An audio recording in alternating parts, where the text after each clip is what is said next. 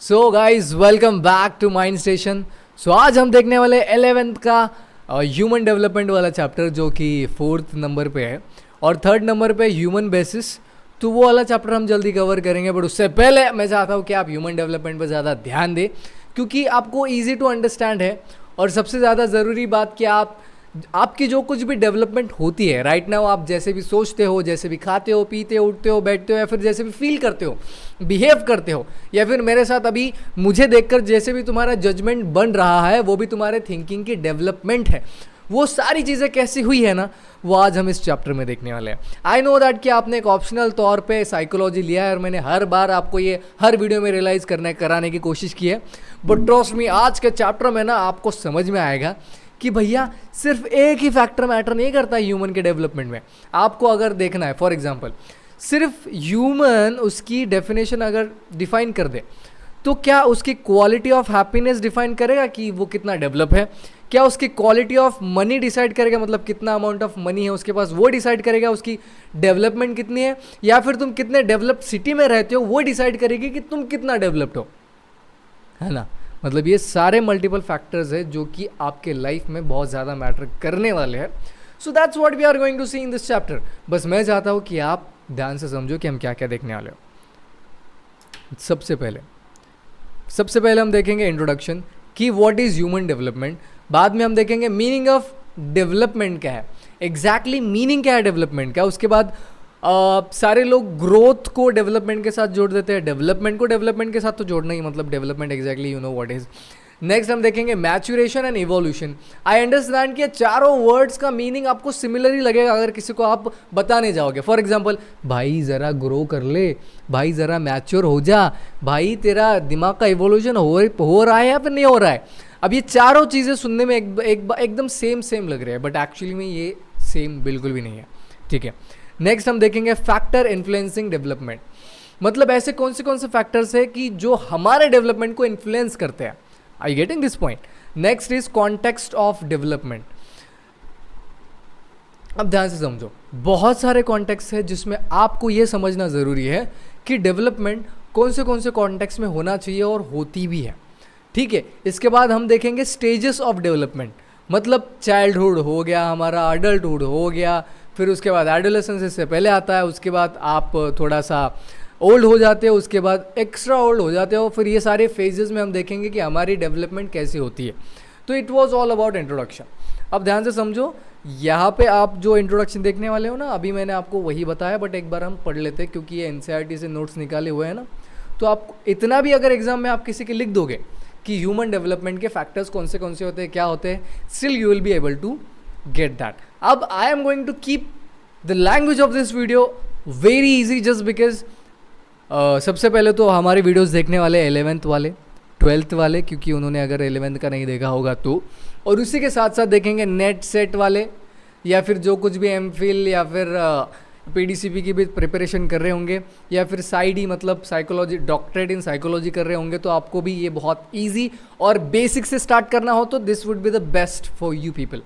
अब ध्यान से देखना, from the time person is born until the old age, मतलब पैदा होने से लेकर तुम जब तक जिंदा रहने वाले हो और अब तक प्रेजेंट मोमेंट तक, और उससे आगे भी मरने तक, इसे कहते हैं हम। उससे जन्म से लेकर तो हमारी मृत्यु तक का सफ़र में हम किस तरीके से चेंज होते हैं हमारे लाइफ में। Many changes keep taking place in our life. We grow, okay, we learn to walk, talk, go to school, make friends and understand what is right and wrong. Obviously I understand कि आपको इसमें से क्या समझ रहा है कि बचपन से लेकर अब तक हम बहुत सारी चीज़ें सीखते हैं, बहुत सारी चीज़ें चेंज करते हैं, बहुत सारी चीज़ों में ग्रो होते हैं, चाहे वो बोलना हो, बात करना हो, सोचने का तरीका हो, स्कूल में जाना हो, कॉलेज में जाना हो, नए नए फ्रेंड्स बनाना हो। जैसे कि आप स्कूल लाइफ में जैसे फ्रेंड्स बनाते थे, जैसे आप बड़े बड़े होते जाते हो तो आपका फ्रेंड्स बनाने का क्राइटेरिया भी बदलता जाता है। बट इतना है कि आपका बचपन का फ्रेंड ही रहता है, उसके बाद फ्रेंडशिप उतनी स्ट्रॉन्ग बन नहीं पाती। अगर बन जाती है तो आपका क्राइटेरिया, आपका एक्सपीरियंस मैटर करता है कि आपने कैसे बनाई। वो सारी चीज़ें इसमें इंक्लूडेड है कि how your surrounding also matters in your development. So that's why you can not ignore those point also. As we grow older we experience different stages such as childhood. जैसे हम बड़े होते हैं ना, उसमें हम बहुत सारे स्टेजेस देखते हैं, जैसे कि बचपना देखते हैं, एडोलेसेंस देखते हैं, मतलब टीनेज से आगे वाला, फिर टीनेज देखते हैं, फिर अडल्टहुड देखते हैं हम 18 के बाद, and then we get to see the old age जहाँ पे हम एनर्जी पूरी तरह से लॉस कर चुके होते हैं. So each stage brings new experience और लर्निंग, मतलब हर स्टेज में आपको एक नया एक्सपीरियंस और नया लर्निंग मिलता है. That's the very simple. आपको पढ़ के बता रहा हूँ इसलिए क्योंकि कोई पॉइंट मिस ना हो जाए. Although people are different from one another, there are many similarities in how we develop. भले हर इंसान अलग होगा, जैसे कि आपको पल्लवी मैडम पढ़ाती है तो वो भी बहुत केसेस में अलग होगी, सेम चैप्टर होगा बट अलग स्टाइल होगी पढ़ाने की. दैट्स वाई हर एक इंडिविजुअल एक अपने अपने स्टाइल में अलग होता है. So what you have to do is, जब पल्लवी मैडम का जाके लेक्चर देखो फिर समझेगा. फॉर एग्जाम्पल आपको देखेगा most children start walking around the first year and talking by the second year. अब ये मोस्ट ऑफ द लोगों में होता ही है.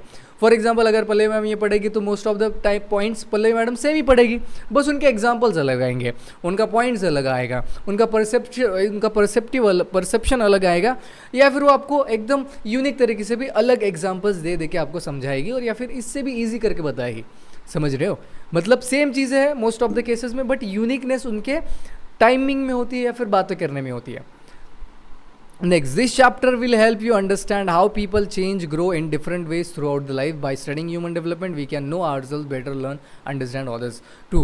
अब ध्यान से देखना, अब ये चैप्टर समझने के बाद आपको क्या फ़ायदा होने वाला है. तो सबसे पहले आपको खुद की लाइफ बेटर करने में एक तो फ़ायदा होगा, और इतना है कि लोगों को समझने में ज़्यादा फ़ायदा होगा, ये उनका कहना है. और ये भी बताना है कि भैया तुम्हारे अलग अलग स्टेजेस में डेवलपमेंट कैसे होती है, सो दैट आप फ्यूचर में जाके किसी को काउंसिल करोगे, किसी की मदद करोगे, रिसर्च करोगे, तो उन चीज़ों में आपको ये चीज़ें समझ में आएगी कि कौन से एज में लोग कैसा डेवलप करता है. मतलब हर इंसान के अलग हो सकता है, इसलिए आपको हर इंसान को इंडिविजुअली भी देखना पड़ेगा, because individuality is subjective and individuality that can not be generalize. Though बहुत सारे लोग खाना सेम खाते हैं, बट हर कोई सेम खाने को अलग अलग टेस्ट के रूप में भी ले सकता है. ज़रूरी नहीं कि आपको खट्टा लग रहा है तो सामने वाले को भी खट्टा लगेगा.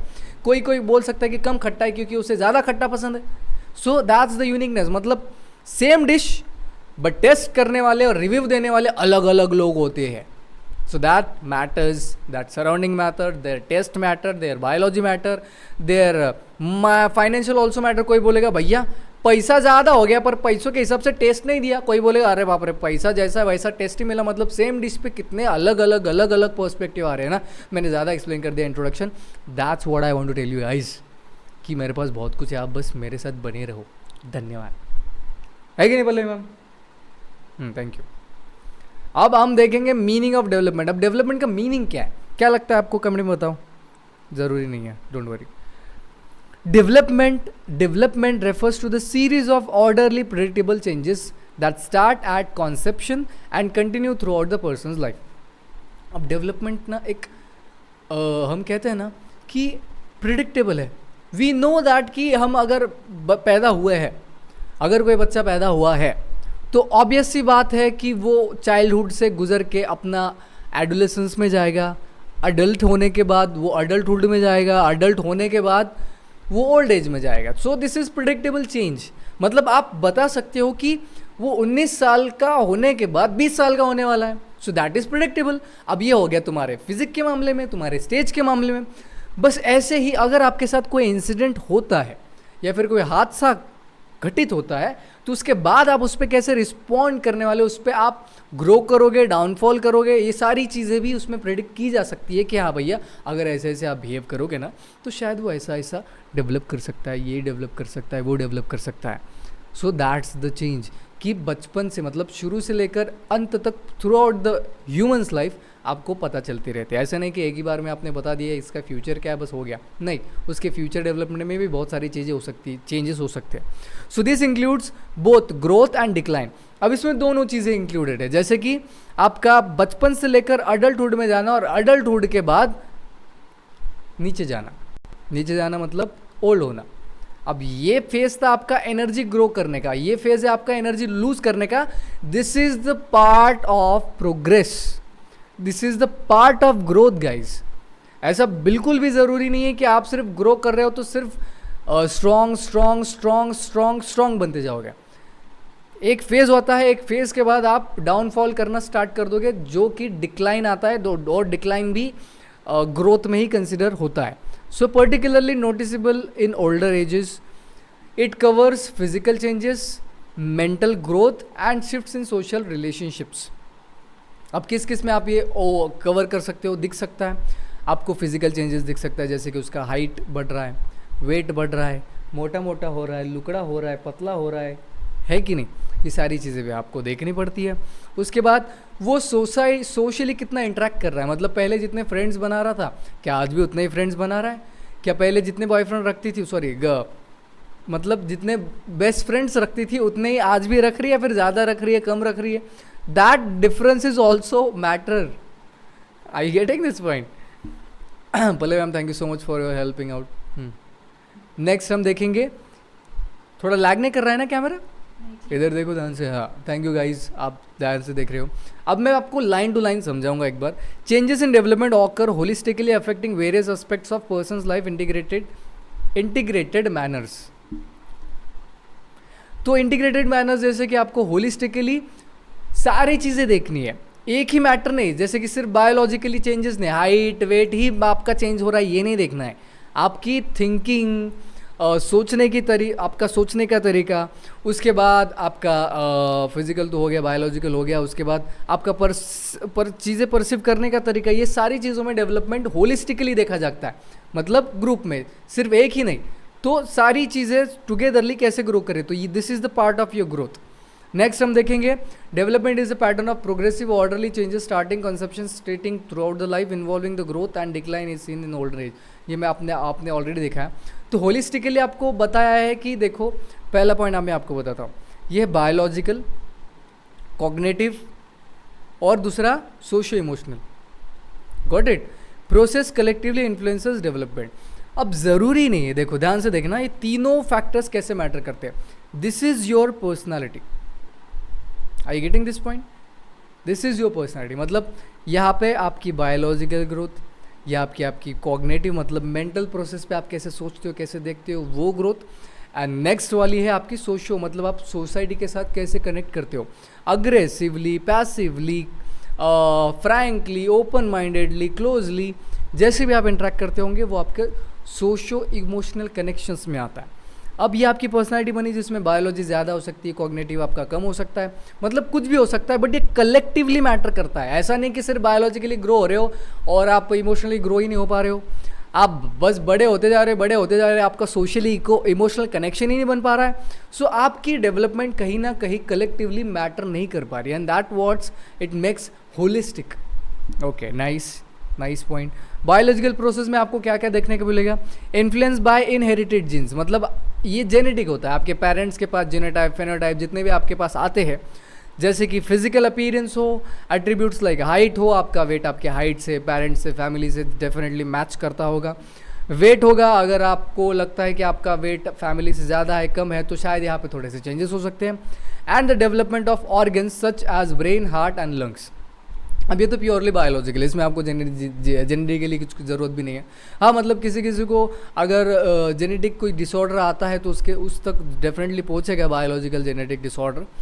तो उसके अलावा अगर बात की जाए तो सबका कॉमनली ब्रेन डेवलप होता है, सबका कॉमनली हार्ट डेवलप होता है और लंग्स भी डेवलप होते हैं. So this is biological process of development. उसके बाद हम देखेंगे कॉग्निटिव प्रोसेस. अब कॉग्निटिव प्रोसेस में क्या है, it involves mental activities such as thinking, perception, attention and problem solving. अब ध्यान से समझो, सेम वीडियो बहुत सारे लोग देख रहे हैं. Got it. अब बहुत सारे लोग वीडियोस देख रहे हैं तो ज़रूरी नहीं है ना कि सबको ये पॉइंट उतना ही इजीली समझ में आए जितना आपको समझ में आ रहा है, या फिर ये भी ज़रूरी नहीं कि ये एक इंसान को अगर ये वीडियो समझ में नहीं आ रहा है, ये पॉइंट समझ में नहीं आ रहा है कि क्या कहने की कोशिश कर रहे हैं विक्रम सर, तो ज़रूरी नहीं कि मुझे समझ में नहीं आ रहा है इसका मतलब मेरे साइड वाले को भी समझ में नहीं आ रहा है. सो आप कैसे परसीव करते हैं, आप कैसे सोचते हो, ज़रूरी नहीं है कि अगर मैं आपको अच्छा लग रहा हूँ तो दूसरे को भी मैं अच्छा ही लगूंगा. 90% लोगों को शायद उनको लग रहा होगा यार ये तो बहुत ओवर एक्सप्लेन कर रहा है, यार ये तो कम एक्सप्लेन कर रहा है, यार ये तो ज़रा एक्स्ट्रा ही मतलब कुछ अलग ही एक्सप्लेन कर रहा है. ये भी लग सकता है, किसी को लग रहा होगा कि यार कितना ईजिली, कितना सिंपल वे से हमें एक्सप्लेन हो जा रही चीज़ें, तो ये भी आ सकता है. सो ये है तुम्हारी मेंटल एक्टिविटीज़ जो कि आपके थिंकिंग में होता है. परसेप्शन मतलब आप कैसे परसीव करते हो चीज़ें, एंड देन अटेंशन. आप किस तरह से अटेंशन देते हो और किस तरह से प्रॉब्लम सॉल्व करते हो। अगर मैं आपको आगे आने वाला क्वेश्चन पूछूं तो आप उसे कैसे सॉल्व करते हो, ध्यान से सॉल्व करते हो या फिर नहीं। रही बात सोशो इमोशनल प्रोसेसेस, एक तो आप कमेंट में सोशो इमोशनल प्रोसेसेस में आपको पूछना चाहता हूँ। मुझसे सबसे पहले क्वेश्चन ये है कि कमेंट में बताओ, मैं आपको 2 मिनट का टाइम देता हूँ, कमेंट में बताओ कि how many friends do you have, just comment fast.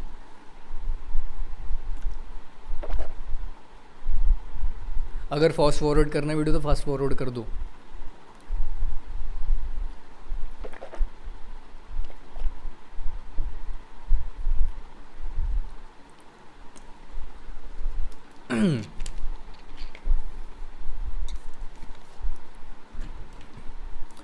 Socio emotional processes में हम देखें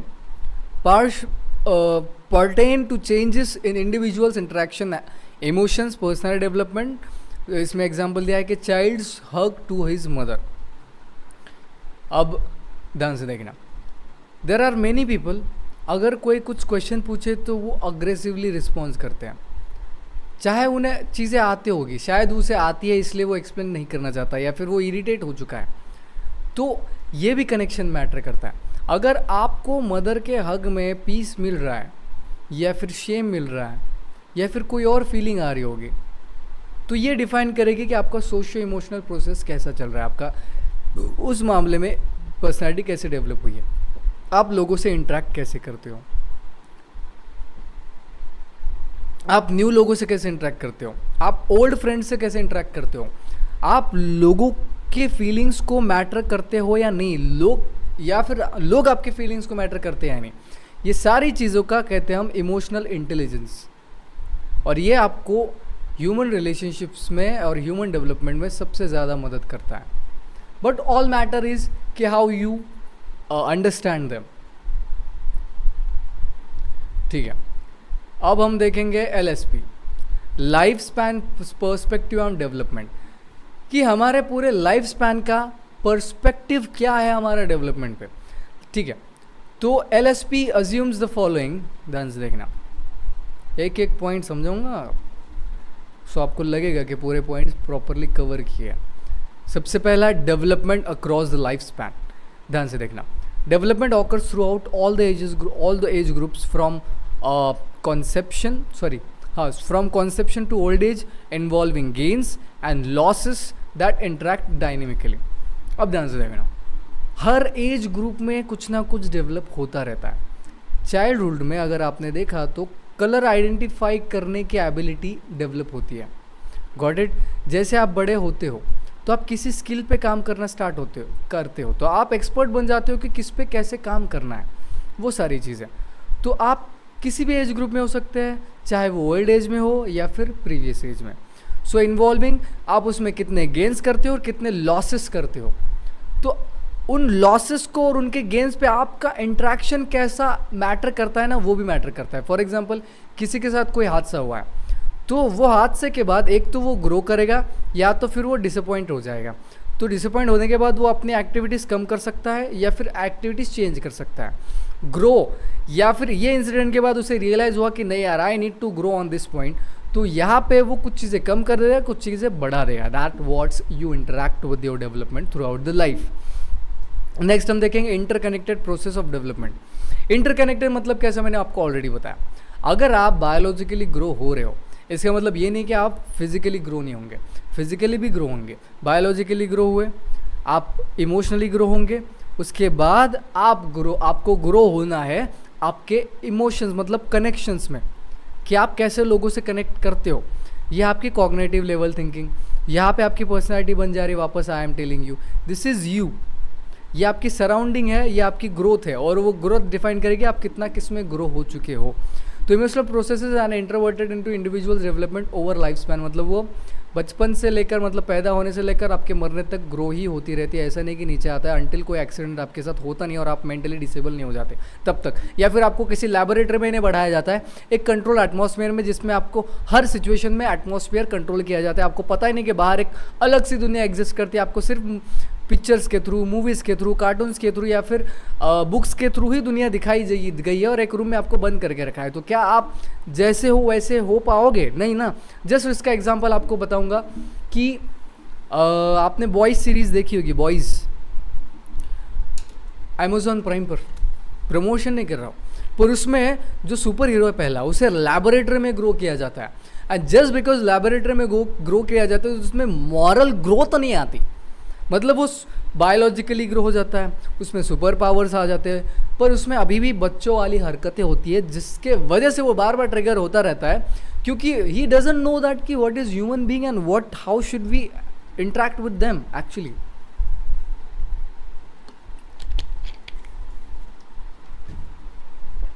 हाँ, नेक्स्ट हम देखेंगे multi directional development. Development involves dimensions that may see growth in some aspects while decline in others. For instance, wisdom may increase with age, but speed-related tasks may decline.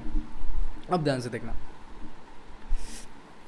अगर आपको video record करना आता है तो ज़रूरी नहीं कि आपको एडिट भी करना आता होगा.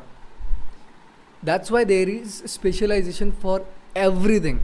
अब बिल्कुल ज़रूरी नहीं है कि अगर आप 18 की एज में जिम मारते थे तो आप 30 की उम्र में भी सेम फ्रिक्वेंसी और सेम एनर्जी के साथ जिम मारोगे. हाँ, आपको नॉलेज रहेगा, you will have knowledge, undoubtedly knowledge होगा, पर विजडम मतलब आप उसे अप्लाई करते हो.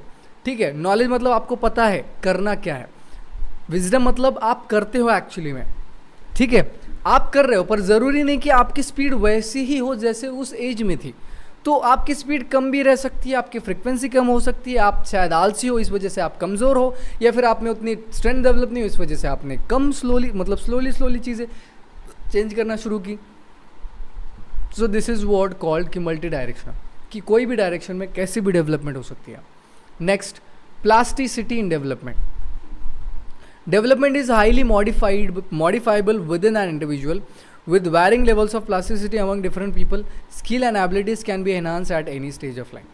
देखो, ये तो आपने ऑलरेडी पढ़ा है, पढ़ के ही मैं आपको बता रहा हूँ, ध्यान से समझना कि अब इस एज में, एट दिस एज, मुझे अगर प्रोग्रामिंग लैंग्वेज सिखाई जाए तो क्या मैं सीखूँगा? Yes, I will learn. क्या अगर मुझे इस एज में किसी के साथ बात करना सिखाया जाए, क्योंकि मैंने लड़कियों के साथ इंटरेक्ट ही नहीं किया फॉर एग्जांपल, तो मुझे इस एज में सिखाया जा रहा है कि how to interact with girls, and that would be very easy. या फिर मुझे इस एज में सिखाया नहीं गया है कि छोटे बच्चों के साथ कैसे डील करते हैं या फिर उनसे कैसे बात करते हैं, तो वो स्किल हम डेवलप कर सकते हैं. या फिर आजकल प्रोग्रामिंग लैंग्वेज सिर्फ यंग मुझे कहना था कि ओल्डर्स में ही दिए जाते थे, मतलब 12वीं के बाद, 3rd ईयर के बाद, 1st ईयर में, 2nd ईयर में. बट राइट नाउ हमारे 1st year, 1st standard, 2nd standard वाले स्टूडेंट्स भी प्रोग्रामिंग लैंग्वेज कर सकते हैं, क्योंकि उनमें वो स्किल डेवलप की है ना भाई. So that is the plasticity in development, मतलब कोई भी एज में, at any as you can develop your skill. That's the point. Next, influence of historical conditions. अब हमारे पास जितने भी हिस्टोरिकल कंडीशंस थे, हिस्टोरियंस होके गए हैं जिन्होंने कल्चर बिल्ड करके रखा है, तो उस कल्चर का इफेक्ट, उस कल्चर का कॉन्टेक्स्ट हम पे अभी भी लाइव रहेगा, चाहे वो हमारे इंडिविजुअलिटी मतलब हमारी पर्सनालिटी शेप करने में हो या फिर हमारे एक्सपीरियंसेस बदलने में हो. I can take many examples of many great peoples like Chhatrapati Shivaji Maharaj, doctor Baba Saheb Ambedkar, या फिर Jyotiba Phule. Otherwise our historians like our grand parents, उनके ग्रैंड पेरेंट्स के ग्रैंड पेरेंट्स, उनकी सोच, ऐसे पास ऑन होते होते आज हम पे वो एटमॉस्फेयर आया है. So just because of that उन चीज़ों का भी हम पे इफेक्ट होता है, and that's what it giving us the better idea कि भैया हिस्टोरिकल इन्फ्लुएंस भी होता है, ज़रूरी नहीं है कि सिर्फ प्रेजेंट मोमेंट ही मैटर करेगा. आप हिस्टोरिकल मूवी देखते हो तो उसको प्रेजेंट में भी अप्लाई करने की कोशिश करोगे ना, कि ऐसे भी चीज़ें चेंज हो सकती है. Thank you so much guys, आप मेरे साथ इतनी देर तक रहे. अगर रहे हो तो कमेंट में बता देना कि sir thank you so much. समझ रहे हैं ना आपको chapter. Next, interdisciplinary study of development.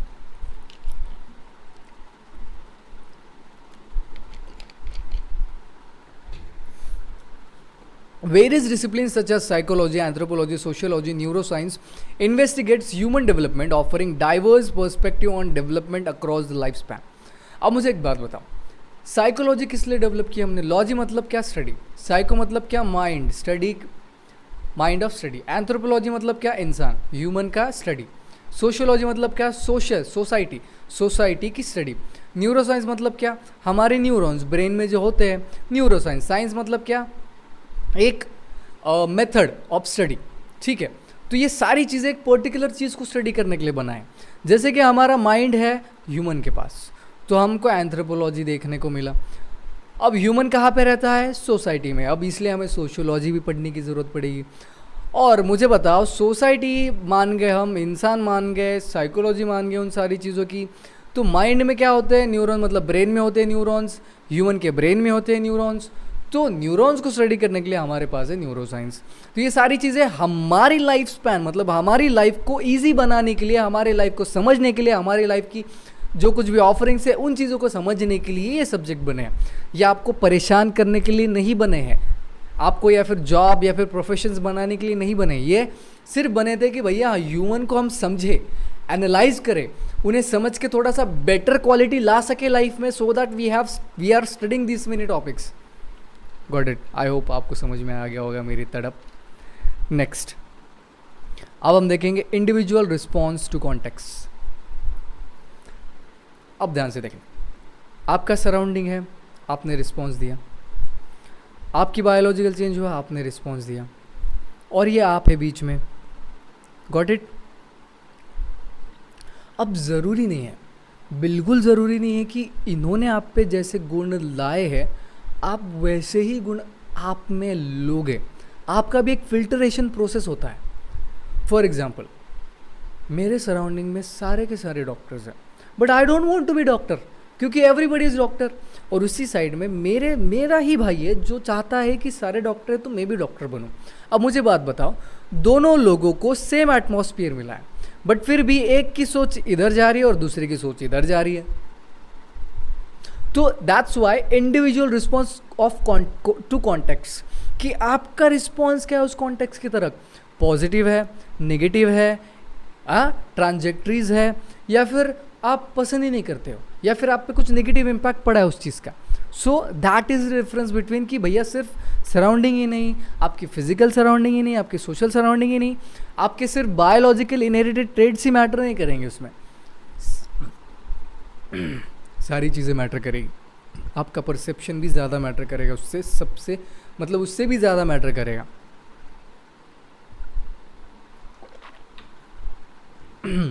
अब इसमें मैं एक बार आपको पढ़ के बता दूं, individuals interact with respond to inherited traits, physical surroundings, social settings and cultural influences, life events and experiences shape individuals trajectories and personal growth. वही है कि आप कैसे इंटरेक्ट करते हो उनसे, उनको कैसा रिस्पॉन्ड करते हो, आपके इनहेरिटेड ट्रेट्स मतलब आपके पेरेंट्स से आए हुए गुण, या फिर आपके फिजिकल सराउंडिंग पे आप कैसे रिस्पॉन्ड करते हो, आपके सोशल सेटिंग्स में आप कैसे रिस्पॉन्ड करते हो, या फिर आपके कल्चर का इन्फ्लुएंस पे आप कैसे रिस्पॉन्ड करते हो। ये सारे लाइफ के इवेंट्स एंड एक्सपीरियंसेस आपके इंडिविजुअलिटी को शेप करते हैं।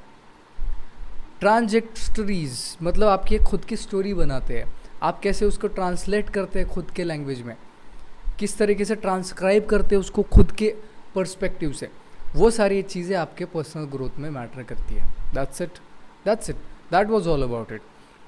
तो यहाँ पे 1 मिनट का ब्रेक लेते हैं और आप मुझे बताओ कि हमने कौन से पॉइंट देखे। ध्यान से देखो, हमने अभी तक देखे हैं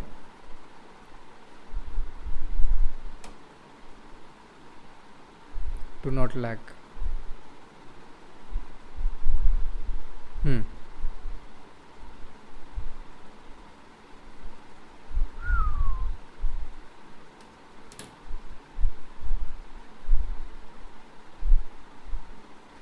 और यह लैग कर रहा है ना भाई, फिर भी मैं लेक्चर रोकने वाला नहीं हूँ, तो कितना भी मेरे को सता ले भैया, बता दे रहा हूँ तेरे को पहली। हाँ, तो यहाँ पे मैंने ज़्यादा लिखा है ना। तो ओवरऑल हमने देखा कि what is the meaning of development. अब हम देखेंगे कि ग्रोथ का मीनिंग क्या है, डेवलपमेंट का मीनिंग क्या है, मैचुरेशन का क्या है और एवोल्यूशन का क्या है। ठीक है, इससे पहले मैं चाहता हूँ कि आप सोचो कि ग्रोथ क्या हो सकता है, डेवलपमेंट क्या हो सकता है। जस्ट गेस करो, गेस, पढ़ना नहीं है यहाँ पे, कमेंट बॉक्स में डालना है कि आपका गेस क्या कहता है।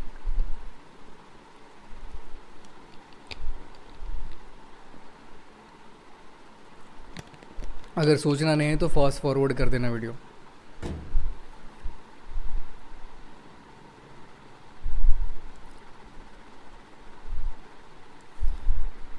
आई डोंट नो कि कितने घंटे का हो गया है रिकॉर्डिंग, बट स्टिल अब हम देखेंगे growth, development, maturation and evolution. अब ध्यान से समझना इसे। ये थोड़ा सा गलत टेक्स्ट डाल दिया है मैंने, मतलब टाइप करते समय हो गया। देखो ये लाइन का मतलब एक ही था कि ये टर्म्स आपको लग रहे होंगे सिमिलर साउंड है, सिमिलर ही है, but there are certain distinguished meaning in developmental studies. अब ध्यान से देखना, ग्रोथ का मतलब इन चारों वर्ड्स का मीनिंग आपको सेम लग सकता है, बट हर एक का एक डिफरेंट मीनिंग है अगर हम डेवलपमेंटल स्टडीज़ को ध्यान से देखा जाए तो। अब इन साइकोलॉजी हमने देखा है कि growth refers to physical size और mass, for example height, weight and quantitative measurable changes. अब ग्रोथ हम सिर्फ क्वांटिटी में मेजर करेंगे, ऐसा उनका कहना है कि अगर कुछ चीज़ें आपको ग्रो दिखती है, अगर पैसों में ग्रोथ हो रही है तो क्वांटिटेटिव ग्रोथ है, क्वालिटेटिव ग्रोथ नहीं। उसके अलावा अगर आप देखने जाओ कि आपकी अगर हाइट बढ़ रही है, वेट बढ़ रहा है, कम हो रहा है, तो उसे हम ग्रोथ में काउंट करेंगे, और ग्रोथ एक छोटा सा हिस्सा है डेवलपमेंट का। Got it? मतलब डेवलपमेंट की अगर बात करें तो डेवलपमेंट सारे पर्सपेक्टिव से मानी जाती है, और उसी का एक भाग है हमारा ग्रोथ, जो कि हमारा बायोलॉजिकल ग्रोथ भी हम कहते हैं। साइज में ग्रोथ हो जो कि मेजरेबल है, जिसको हम गिन सकते हैं, काउंट कर सकते हैं, दैट इज़ द ग्रोथ। अब डेवलपमेंट क्या है? Development is a broader continuous process of change in physical and psychological and social domain which distinct directions and patterns. It includes growth but also qualitative change in ability and behavior. अब ये कहता है कि भैया development ना ज़रा broader term है, मतलब ग्रोथ या फिर मैचुरेशन, इवोल्यूशन ज़रा बड़ा बड़ा बड़ा बड़ा कॉन्सेप्ट है, जिसमें फिजिकल भी मैच होता है, मतलब फिजिकल भी काउंट किया जाता है, साइकोलॉजिकल ग्रोथ भी काउंट किया जाता है, और सोशल डोमेन में जो कुछ भी आपकी ग्रोथ हो रही है, डेवलपमेंट हो रही है, वो भी काउंट की जाती है। जिसका डिस्टिंक्ट डायरेक्शन पैटर्न ये है कि उसमें हम ग्रोथ को भी इंक्लूड करते हैं, मतलब ग्रोथ भी उसमें इंक्लूडेड है डेवलपमेंट में। Got it? जिसको हम क्वालिटेटिव चेंजेस भी देखते हैं, जो कि हमारी एबिलिटी में चेंज होते हैं और बिहेवियर में चेंज होते हैं। Got it? ध्यान से समझो। अब मैचुरेशन क्या है? अब कंफ्यूजन होगा। It denotes only biological program changes. ठीक है, सबसे पहले हमने क्या देखा? ग्रोथ हमारी चेंज हो रही है फिजिकल साइज में, मास में, वेट में, गेन में, जो कि सिर्फ क्वांटिटी मतलब गिन सकते हो ऐसे। एंड नेक्स्ट हमने देखा maturation. Maturation denotes only biologically programmed changes that occurs with age, जैसे कि आपके थॉट प्रोसेस में क्या इवोल्यूशन हो रहा है, या फिर ह्यूमन के डेवलपमेंट में क्या चेंजेस हुए हैं। जैसे कि ह्यूमन पहले बंदर जैसे दिखते थे, उनके शरीर पे ज़्यादा बाल थे, बट इस कलयुग के काल के चलते चलते ही इंसान के शरीर पे से बाल कम होते होते जा रहे, चाहे वो इंसान ही क्यों ना निकाल रहे होंगे, बट धीरे धीरे बाल कम होते जा रहे हैं। अटेंशन पैन कम होता जा रहा है, तो that is the evolution of human which follows a predictable sequence. ठीक है, ये प्रिडिक्टेबल होता है, ऐसा उनका कहना है। For example, many infants sit and stand then walk. अब ये उनके ग्रोथ और डेवलपमेंट का मैचुरेशन है। ध्यान से देखना कैसे, सॉरी मैंने इवोल्यूशन का बता दिया। हाँ, मैचुरेशन में कैसे देखो, अगर बच्चे को चलना है तो मुझे बताओ, वो एक तो हाथों पे चलेगा, दैट इज़ इमैच्योर मूवमेंट। अगर वो जैसे जैसे मैच्योर होता जाता है उसके मूवमेंट में, देखो सबसे पहले प्रोसेस वो क्या करेगा कि वो अगर लेटा हुआ है तो वो बैठेगा, बैठने के बाद उठेगा, उठने के बाद वो वॉकिंग स्टार्ट करेगा। वो वैसे स्टार्ट करेगा क्या?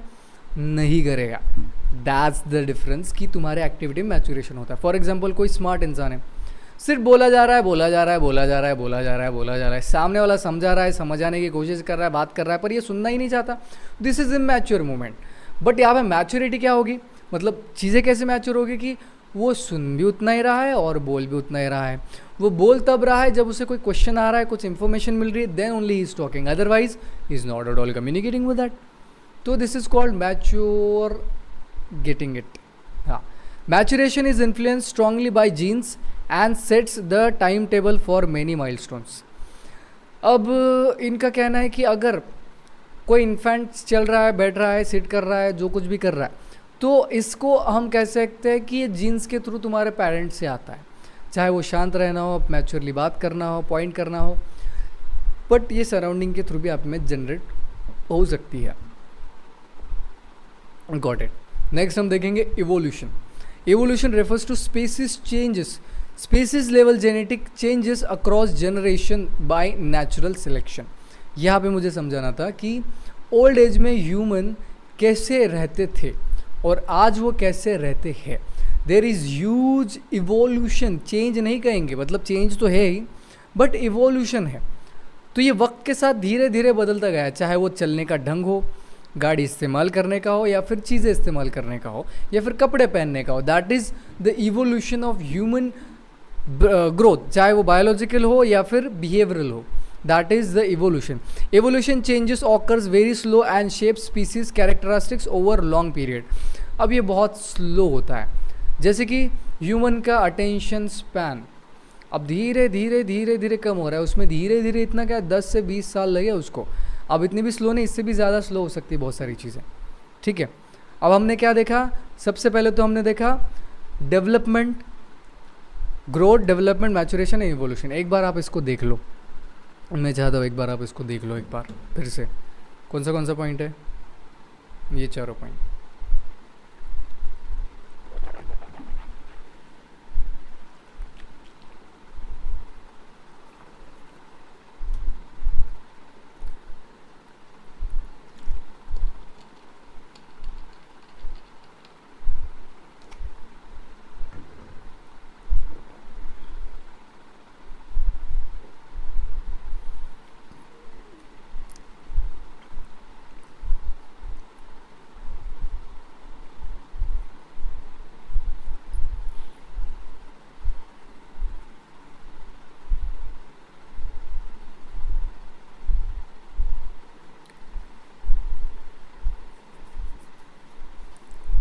अभी हम देखेंगे फैक्टर्स इन्फ्लुएंसिंग डेवलपमेंट। ध्यान से देखना कि कौन से फैक्टर्स हैं जो हमारे कैरेक्टरिस्टिक्स बिल्ड करते हैं और हमारी फिजिकल साइकोलॉजिकल कैरेक्टरिस्टिक्स मतलब उस पर उनका इफेक्ट गिरता है, ठीक है। अब ध्यान से देखना, चाहे वो एग्जिस्टेंस में हो, चाहे वो हेरिडिटी हो या फिर एनवायरनमेंट हो, ठीक है।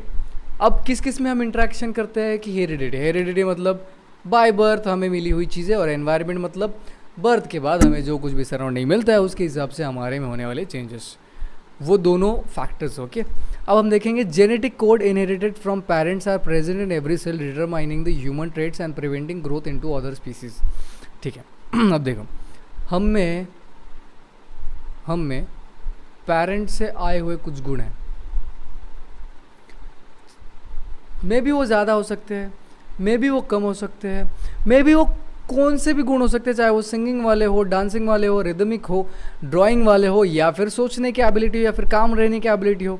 ये तो जेनेटिकली हमारे अंदर तो आते हैं, पर वो बायोलॉजिकली भी आते हैं, जैसे कि विजिबिलिटी कौन सी, तुम्हारे आँखों का कलर, तुम्हारे स्किन का कलर, तुम्हारी हाइट, तुम्हारा वेट, तुम्हारे थॉट करने के प्रोसेस की बात नहीं कर रहा हूँ, जो कि हमें दिखता नहीं, वो सराउंडिंग के साथ इन्फ्लुएंस होता है, बट ये सराउंडिंग के साथ इन्फ्लुएंस नहीं हो सकती, ये तुम्हें बायोलॉजिकली बाय गॉड गिफ्टेड होती है, ये उनका कहना है। तो ये जेनेटिक कोड के साथ तुम्हारे पास आता है। तो genetic transmission involves combination of numerous genes. तो जेनेटिक ट्रांसफरेंस में आपको बहुत सारे न्यूमरस जीन्स मिलते हैं। अब जीन्स मतलब क्या, द पैकेज ऑफ इंफॉर्मेशन और qualities given by your ancestors parents forming an individuals genotype. अब उनके पास से जो जीन्स आते हैं तो हमारा जीनोटाइप सेट करते हैं, but with all not genetic material visible express in phenotype. अब हमारे जितने भी जेनेटिक मटेरियल हैं, ज़रूरी नहीं कि वो सारे के सारे विजिबल हो, मतलब जेनेटिक मटेरियल जो कि हमारे गुण दिखते हैं, विजिबिलिटी, और फिनोटाइप जो कि हमारे नहीं दिखते हैं। अब ध्यान से देखना एग्जैक्टली कैसे। Phenotype reflects how genotype manifest in observable traits influenced by the both genetic and the environment. अब हमारा जीनोटाइप क्या करता है कि हम किस तरीके से मैनिफेस्ट करते हैं, जो कि हमारे ऑब्जर्वेबल ट्रेट्स है, जिनको हम इन्फ्लुएंस करते हैं, चाहे वो हमारे पेरेंट्स से मिले हुए गुण ही क्यों ना हो। For example singer, God it. अब ये गुण है कि ये हमें जल्दी से दिख के नहीं आएगा, क्योंकि ये तो ऑब्वियसली बायोलॉजिकली है, but which is already develop, but ये that won't be the great example for you people to understand. मैं चाहूँगा हाइट या फिर स्किन का कलर. अब स्किन का कलर कैसा है, phenotype influenced by the both genetic and environment. अब ये एनवायरनमेंट के हिसाब से इफेक्ट पड़ा है कि भैया धूप वाला रीजन है तो ऑब्वियसली स्किन तो डार्क रहने वाली है, तो ये हो गया एनवायरमेंटल चेंज. दूसरा, अगर माँ फादर की और मदर की दोनों की स्किन डार्क है लिटिल बिट, तो ऑब्वियसली इन पे भी वही तो इफेक्ट गिरने वाला है, ऐसा तो नहीं कि अलग कुछ आएगा. Next is gene provide blueprint for development, but environmental factor play crucial role in shaping individual unique character. ठीक है, माना कि जीन तुम्हें ब्लूप्रिंट देगा कि कैसे तुम्हारे पेरेंट बिहेव करते, जो गुण तुम्हारे पेरेंट में वही तुम्हें भी विजिबल होंगे, चाहे वो कलर के हो, क्वालिटीज़ के हो, या फिर किसी भी चीज़ के हो, टैलेंट के ही क्यों ना हो, जो कि मोस्ट ऑफ द टाइम नहीं होता है, वो सराउंडिंग से ही तुम्हें डेवलप होता है. बट स्टिल आपका इंडिविजुअल शेपिंग कैरेक्टर भी मैटर करता है आपके एनवायरमेंटल फैक्टर पे, कि आपका एनवायरनमेंट कैसा मिल रहा है आपको. चाहे वो आपका स्किन कलर नहीं बदलेगा, पर स्किन टोन तो आपको थोड़ा सा बेटर दे सकता है. या फिर आपके फैमिली में आपको सिंगर के गुण ज़्यादा आए हुए हैं, बट आप सिंगर नहीं, आपके सराउंडिंग के हिसाब से आप डांसर बनना चाहते हो, तो वो हो गया आपका एनवायरमेंटल चेंज. तो एनवायरनमेंट में इतनी पावर है कि आप बाय बर्थ अगर सिंगर भी पैदा होते हो तो आप डांसर बनने का एबिलिटी रखते हो. ठीक है, अब ये फैक्टर आपको तो बायोलॉजी में बहुत से लोगों ने बताया होगा, बट एक बार फिर से मैं बता दूं आपको कि कैसे एक affected, this white one is affected matter parents से तुम तक कैसे आते हैं. तो अभी ये कैरियर है किस चीज़ के, XYZ तुमको बताता हूँ मैं. कैरियर ऑफ गुण, we can say carrier of affected gene. अब ध्यान से देखना, ये जो ब्लू लाइन है, ब्लू लाइन इज अनअफेक्टेड. तो मदर से एक गुण गया अनअफेक्टेड का, फादर से एक गुण गया अनअफेक्टेड का, तो ये हो गया हमारा अनअफेक्टेड सन. ठीक है, अनअफेक्टेड जीन. उसके बाद एक ब्लू फादर से गया, क्या आया, 1 ब्लू फादर से गया एंड 1 वाइट मदर से आया. तो यहाँ पे ये बन गई कैरियर ऑफ गुण. मतलब इसमें गुण नहीं आए, ये कैरियर बन गई उस पर्टिकुलर गुण की, चाहे वो डिसऑर्डर हो सकता है, प्रॉब्लम हो सकता है, कुछ अच्छा गुण हो सकता है, कुछ बुरा गुण हो सकता है. तो इसमें गुण नहीं आए, इसमें गुण आ गए, हाँ, पर इसमें गुण नहीं आए, ये कैरियर बन गए. Got it. अब देखते हैं इसके बारे में. इसमें भी सेम चीज़ कि फादर से एक गया और इसमें एक गया, इसमें भी गुण नहीं आएंगे, ये गुण चले जाएंगे उनके एंसेस्टर्स में. अगर इनके साथ वाले पार्टनर के साथ कुछ होंगे गुण, तो वो गुण मिला कि इनके गुण मिला कि कुछ अलग गुण बनेंगे उनके साथ. अब ये है, देखो, इसमें से भी अफेक्टेड मैटर गया, इसमें से भी अफेक्टेड मैटर गया, तो ये this one will be affected child, this is unaffected. ये खुद सराउंडिंग के साथ बहुत अच्छे से घुल मिल जाएगा, पर ये सराउंडिंग के साथ, इसके साथ साथ जीन में भी इसमें अफेक्टेड कैरेक्टरिस्टिक्स बहुत आ चुके हैं, तो इसमें आएंगे. अब इनमें जो कैरेक्टरिस्टिक्स आए हैं, तो ये जो वाइट अफेक्टेड मैटर है ना, तो ये इनके थ्रू इनके ऑफस्प्रिंग्स में जाने वाला है, वो इनके गुण इनके ऑफस्प्रिंग में जाएंगे, ये कैरियर बन गए उसको, मतलब कैरी करने वाले. अब ध्यान से देखना, एनवायरमेंटल इन्फ्लुएंसेस ऑन डेवलपमेंट, कि हमारा एनवायरनमेंट कैसे इन्फ्लुएंस करता है. आप मुझे एक बात बताओ, आपने जो कुछ भी सब्जेक्ट चूज़ किया है आपके 11th-12th में, ऑब्वियसली साइंस किया होगा ना, तो मैथमेटिक्स चूज़ किया होगा, उसके ऑप्शनल में आपने ये लिया है साइकोलॉजी लिया है. तो ऐसे कौन से फैक्टर रहे होंगे कि आपके दोस्त ने, सेम साथ रहने वाले दोस्त ने अलग सब्जेक्ट्स चूज़ किए, पर आपने अलग सब्जेक्ट चूज़ किया. तो यहाँ पे सराउंडिंग में तो थे आप ऑलरेडी, पर सोचो कि आपने अब तक जो कुछ भी डिसीजंस बनाए हैं उसके आसपास कैसा एटमॉस्फेयर रहा होगा कि जिसकी वजह से आपने ये डिसीजन लिया. कि आपको फैमिली ने फोर्स किया था डॉक्टर बनने के लिए, या फिर आपके फैमिली ने आपको फोर्स किया इंजीनियर बनने के लिए, या फिर आपकी फैमिली फोर्स करिए आपको एक साइकोलॉजी में एक अच्छा सा डॉक्टर बनाना है, या फिर काउंसलर बनाना है. कौन से फैक्टर रिस्पॉन्सिबल रहे होंगे आपके एनवायरनमेंट में, चाहे वो फोर्सफुल फैक्टर्स होंगे सराउंडिंग के, या फिर आपको इन्फ्लुएंस करने वाले फैक्टर होंगे. आप इनडायरेक्टली सीख रहे होंगे कि यार साइकोलॉजिस्ट की लाइफ ज़रा बेटर होती है, तो आपने साइकोलॉजी चूज़ किया है ना. तो ऐसे बहुत सारे फैक्टर्स, चाहे आपने मूवीज से देखा होगा, बुक से पढ़े होंगे, या फिर आपके सराउंडिंग में ऐसे स्मार्ट लोग रहे होंगे जिनको आपको स्टडी करने की इच्छा होगी, that can also matter in this.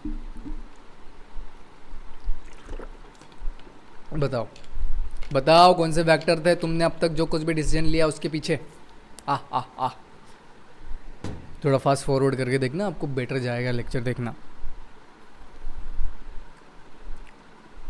अब ध्यान से देखो, एनवायरमेंटल फैक्टर इंटैक्ट्स विद जीन।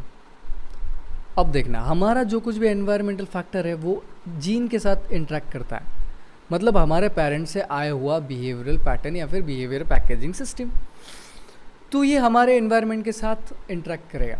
उसके बाद डिसाइड होगा कि potentially making a child slightly more extroverted. तो देखो, अब ध्यान से देखना,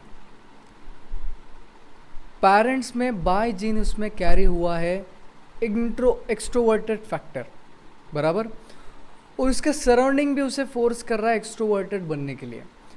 तो ज़रूरी नहीं कि वो एक्सट्रोवर्टेड बनेगा। तो मुझे यहीं पे ये कहना है कि तुम्हारा पर्सपेक्टिव भी मैटर करेगा, ठीक है।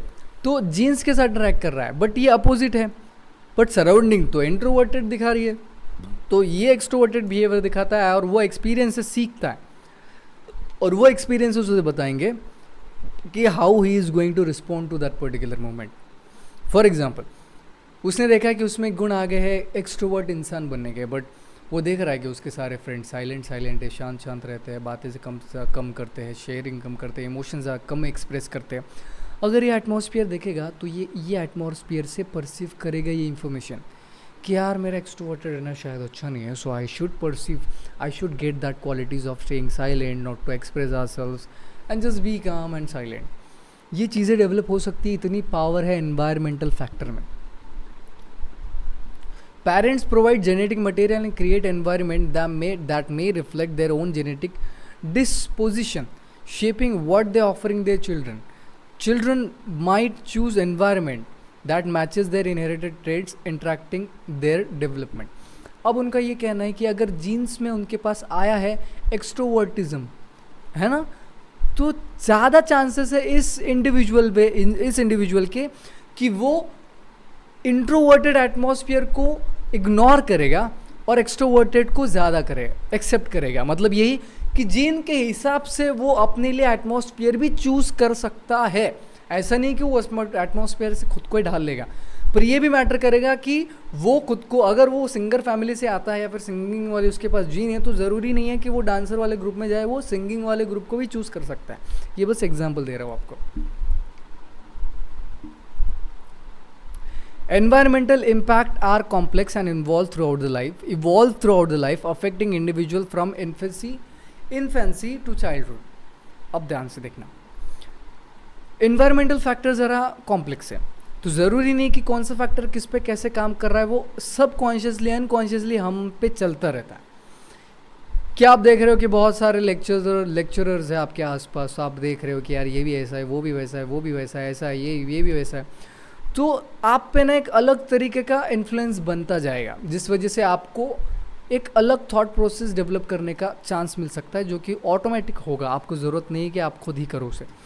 तो ये बचपन से लेकर अडल्टहुड तक आप में चेंजेस होते रहते हैं। Development occurs with in specific socio cultural context, not in isolation. देखो, मैंने आपको एग्जाम्पल दिया था बॉयज़ में का होमलैंडर का। गलती क्या हुई कि Homelander was developed in isolated condition, मतलब उसके पेरेंट्स थे बट उस पर एक्सपेरिमेंट्स चल रहे थे, तो वो एक आइसोलेशन में था, एक लैब में बंद था, उस वजह से उसमें एक सोशो कल्चरल कॉन्टेक्स्ट मिसिंग हो गया था। एज अ रिज़ल्ट वो एक सोशियोपैथ भी हम उसे कह सकते हैं या फिर साइकोपैथ भी कह सकते हैं, जो कि अच्छे से लोगों के साथ इंटरेक्ट नहीं कर पा रहा है। एज अ रिज़ल्ट इससे हमें कहना है कि development occurs only in specific cultural context. कोई भी कल्चरल कॉन्टेक्स्ट में आप रहो, आप में डेवलपमेंट दिखेगी, चाहे वो नेगेटिव हो या फिर पॉजिटिव हो, डेवलपमेंट होती है। Thank you so much. ठीक है, अनरिवीलिंग डेवलपमेंट उसमें है जीन्स एंड एनवायरनमेंट। अब ध्यान से देखना, एनवायरमेंटल एंड जेनेटिक इन्फ्लुएंस कैसा है। जेनेटिक फैक्टर हमारा जो है वो लिमिटेड टाइम तक काम करेगा, ठीक है। उसके बाद काम किसका आता है? Parental environment. जेनेटिक के बाद वही गुण हम में होते हैं, I agree with that, but parent के साथ रह के इंसान क्या सीखता है? उसके बाद एनवायरमेंटल सिलेक्शन। तो इन दोनों के बेसिस पे हम क्या चूज़ करते हैं? हमारा एनवायरमेंटल सिलेक्शन।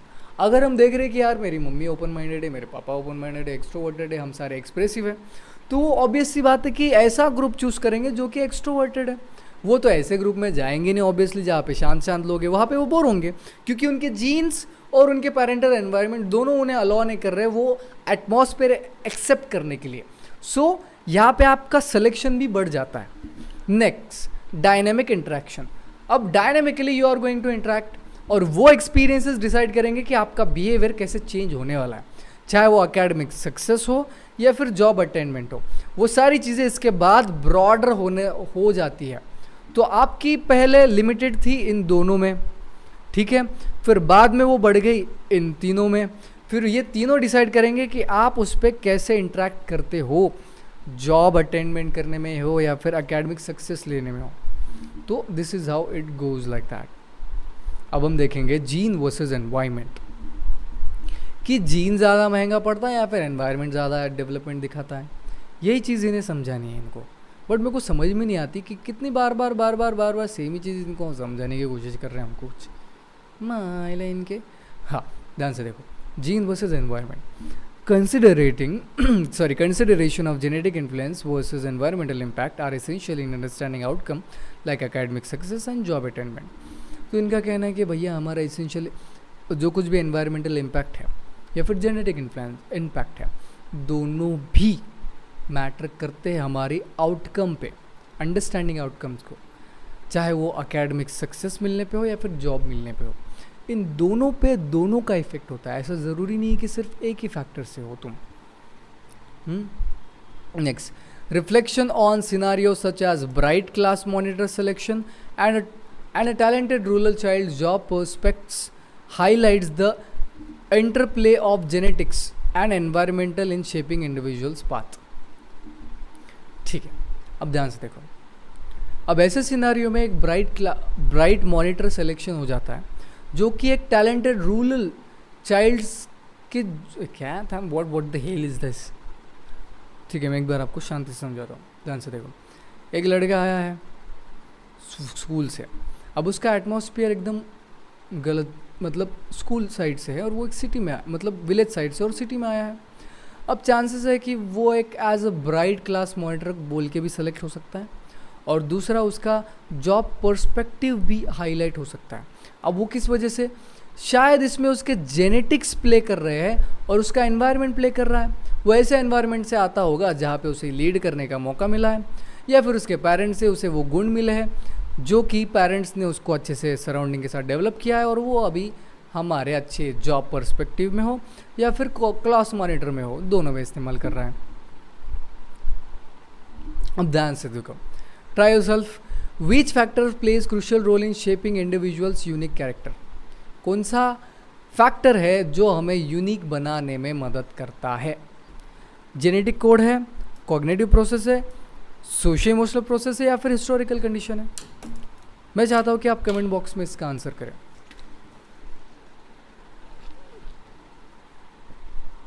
फास्ट फॉरवर्ड कर दो, आंसर करना है तो फास्ट फास्ट करो।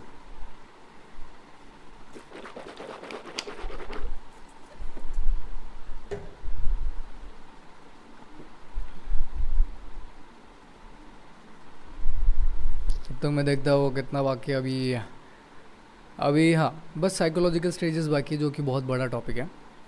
ठीक है, कमेंट बॉक्स में आपने आंसर किया होगा तो आप ये वीडियो देख सकते हो, ये वीडियो देख सकते हो। तब तक हम मिलते हैं अगले वीडियो में, क्योंकि मैंने चाहता कि आपको ये बार बार सेम चीज़ें आके आपके सर पे थोड़ा सा बोझ बढ़ जाए।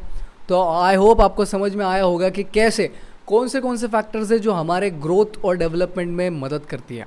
और आप आई होप कि आपको इसमें भी डिफरेंस पता चल गया होगा कि हमारी डेवलपमेंट है, जैसे कि मैं आपको बताना चाहता हूँ, हमारी बायोलॉजिकल ग्रोथ,